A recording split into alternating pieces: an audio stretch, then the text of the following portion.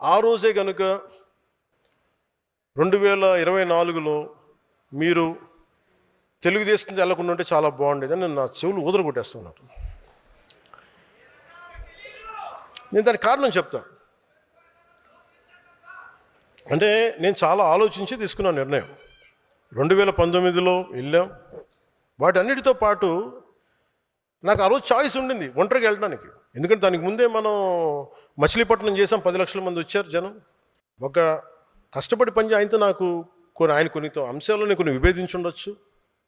కొన్ని అంశాలతోటి నేను కూర్చోబెట్టి మాట్లాడుతాను ఈ రోజుకి. అలాంటిది ఆయన జైల్లో పెట్టినప్పుడు అది ఒక కీలకమైన పరిస్థితి అది. ఎందుకంటే ఆంధ్రప్రదేశ్కి ఎప్పుడూ సమస్య. చెన్నై నుంచి విడిపోయాం, కర్నూలుకి వెళ్ళాం, కర్నూలు నుంచి హైదరాబాద్కి వెళ్ళాం, హైదరాబాద్కి వెళ్తే ఇక్కడ లేదు. పోనీ ఇక్కడైనా ఓకే తెలంగాణలో గొడవ ఉంది, ఆంధ్రప్రదేశ్ మనం తమిళనాడులో గొడవ ఉంది, పోనీ ఇక్కడైనా బాగుంటారా అంటే మూడు రాజధానులు అంటారు. ఉన్న రాజధాని నచ్చదు, 12 బోర్ గన్ను ఏదో ఉంటుంది.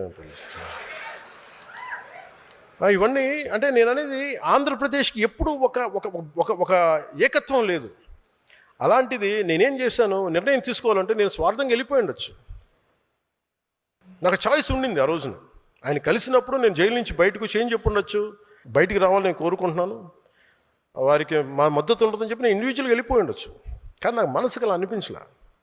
పాప ఆయన జైల్లో చూసాం, అరే ఇన్ని కష్టపడ్డాడు పాపం ఈయన కూర్చోబెట్టి నాకు ఏమనిపించింది, నాకు ఓన్లీ జైలు ఆయన కలిసి బయటికి వచ్చే దారే ఉంది. ఇది గోల్డెన్ అవర్. ఇది ఆంధ్రప్రదేశ్ ఇంటెన్సివ్ కేర్లో ఉంది. ఆ రోజు తీసుకునే నిర్ణయమే కీలకం. అప్పటికి మేము ఈ కరోనా వల్ల దీనివల్ల బీజేపీ మేము ఖచ్చితంగా ముందుకు తీసుకెళ్ళలేకపోతున్నాం. ఒక రోడ్ మ్యాప్ లేదు. ముందు నుంచి అడుగుతా ఉన్నాం, రోడ్ మ్యాప్ లేదు. నాకేమనిపించింది, ఇంకొకసారి కనుక వైసీపీ ప్రభుత్వం వస్తే ఈసారి ఎవరిని బతికినివ్వరు. ఇంట్లో ఆడపిల్లలను లాగేస్తారు వీళ్ళు. నేను అప్పటికి చూశాను పరిస్థితులు.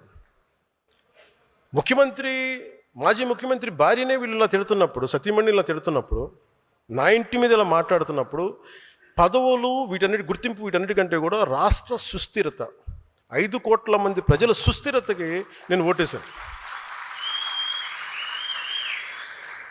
ఆ నిర్ణయం తీసుకున్నప్పుడు చాలామంది తెలుగుదేశం నాయకులు ఆయన జైల్లో ఉన్నప్పుడు కూడా నా దగ్గరికి వచ్చారు చాలామంది. అన్న మాకు మా నాయకుడికి చెప్పన్నా, ప్రధానమంత్రి గారు చెప్పన్నా. అందరం కృషి చేసాం, తెలుగుదేశం పార్టీ నాయకులు కృషి చేసాం, అందరం కృషి చేసాం, బయటకు వచ్చాం.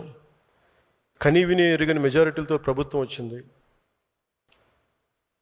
అలయన్స్లో ఇబ్బందులు లేవంటే కొన్ని ఉన్నాయి.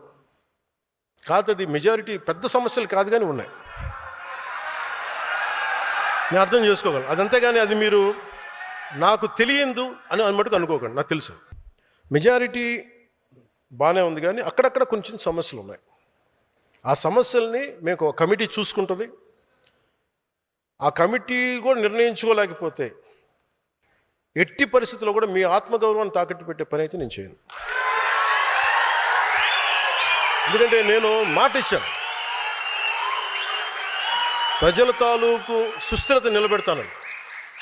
కానీ మీరు ఇబ్బంది పడి, మీ ఆత్మగౌరవానికి మీరు ఇబ్బంది పడి, గౌరవం లేని చోట మీరు ఇబ్బంది పడకుండా చూసే బాధ్యత నాది.